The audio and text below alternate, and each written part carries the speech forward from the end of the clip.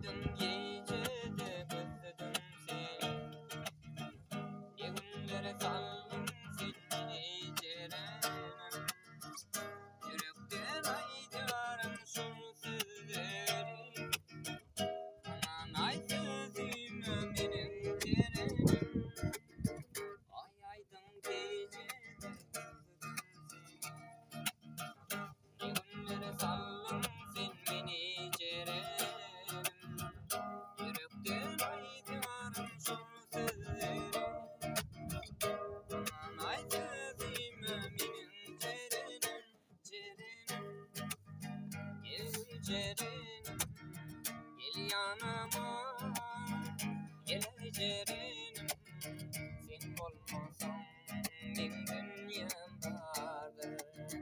Gel seveyim, oğlum cerenem.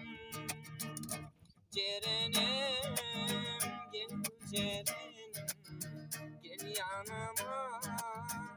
Gel cerenem, sen olmasan benim dünyam vardır. İlk seveyim, oğlum cerenem.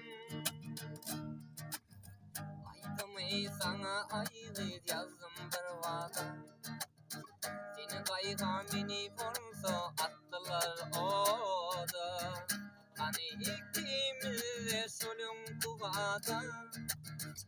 Yüreğimin kalanı bollum cerenem. Cerenem, gel gül cerenem, gel yanıma. Gel cerenem, sen olmasan benim dünyam vardır. İlk sevgim oğlum cerenem.